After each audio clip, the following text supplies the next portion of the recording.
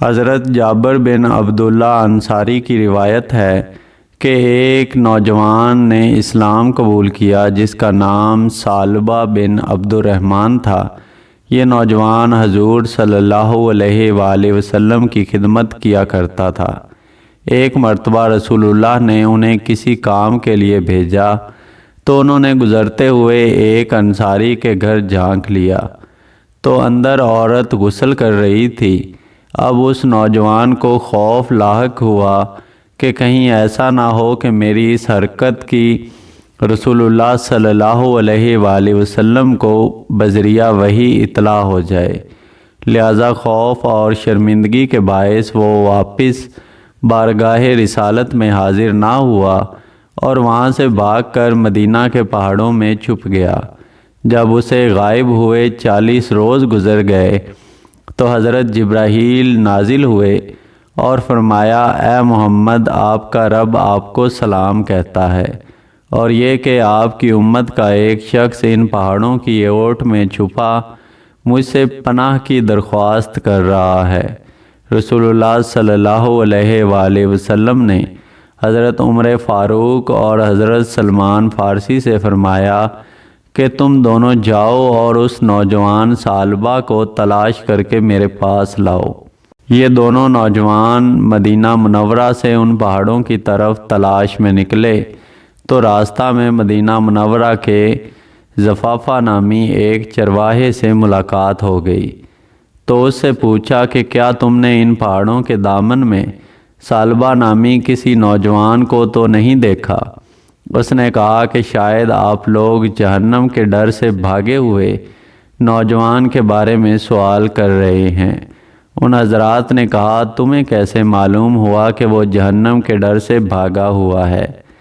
چرواہے نے کہا، وہ اس لیے کہ جب آدھی رات گزرتی ہے تو وہ اپنی پیشانی پر ہاتھ رکھے پہاڑوں کے دامن سے نمودار ہو کر اس طرح صدا لگاتا ہے، اے کاش تو میری روح کو بھی روحوں میں قبض کر لیتا اور جسم کو جسموں میں اور مجھے فیصلے کے دن کے لیے مؤخر نہ رکھتا۔ حضرت عمر نے فرمایا کہ ہاں، ہم اس نوجوان کی تلاش میں ہیں۔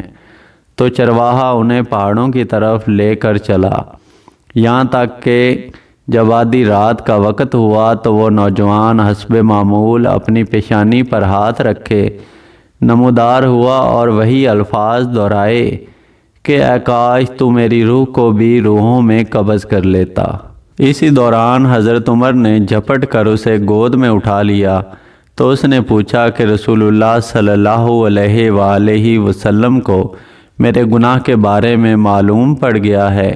فرمایا، یہ تو مجھے معلوم نہیں، البتہ کل شام آپ صلی اللہ علیہ وآلہ وسلم نے تمہیں یاد کیا، پھر مجھے اور سلمان کو تمہاری تلاش میں بھیج دیا کہ جاؤ ثعلبہ کو ڈھونڈ کر لاؤ۔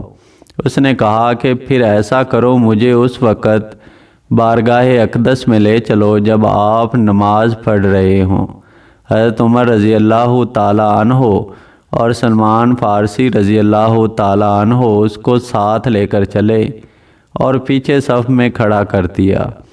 ثعلبہ نے جب حالت نماز میں رسول اللہ صلی اللہ علیہ وآلہ وسلم کی تلاوت سنی تو بے ہوش ہو کر گر پڑا۔ سلام کے بعد جب رسول اللہ صلی اللہ علیہ وسلم نے ان حضرات سے ثعلبہ کے بارے میں پوچھا تو عرض کیا، یا رسول اللہ صلی اللہ علیہ وآلہ وسلم، یہ رہا ثعلبہ۔ رسول اللہ صلی اللہ علیہ وآلہ وسلم نے اسے ہلایا تو وہ ہوش میں آ گیا۔ آپ نے فرمایا، تمہیں کس چیز نے مجھ سے غائب کر دیا تھا؟ عرض کیا، میرے گناہ نے یا رسول اللہ۔ آپ نے تسلی دی اور اسے اپنے گھر جانے کا حکم فرمایا، جس کے بعد یہ نوجوان 8 روز تک بیمار پڑا رہا۔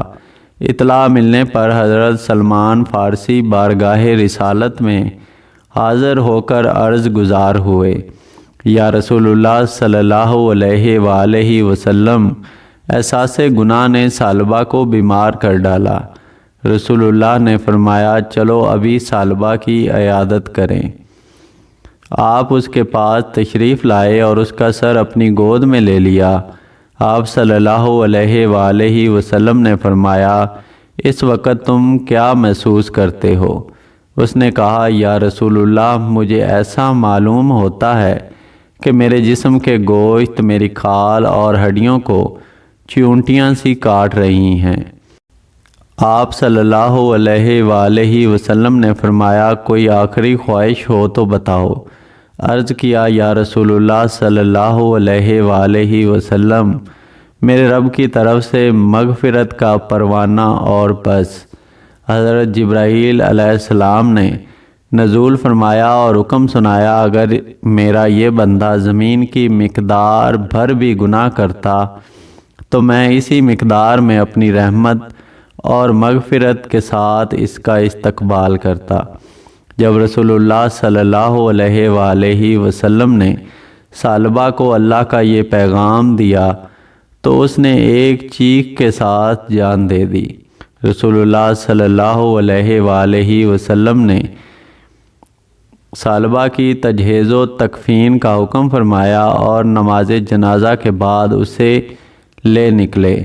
ہم نے دیکھا کہ رسول اللہ چلتے ہوئے انتہائی احتیاط کے ساتھ پورا پاؤں زمین پر رکھنے کے بجائے پنجوں کے بل چل رہے تھے۔ تدفین کے بعد رسول اللہ سے اس کی وجہ پوچھی گئی تو فرمایا قسم ہے اس ذات کی جس نے مجھے سچا نبی بنا کر بھیجا۔ وجہ یہ تھی کہ ثعلبہ کے جنازے کے ساتھ چلنے کے لیے آسمان سے اس قدر فرشتے نازل ہوئے کہ زمین پر پاؤں رکھنا مشکل تھا۔ دوستو مزید ایسی ویڈیوز کے لیے میرے چینل کو ضرور سبسکرائب کریں۔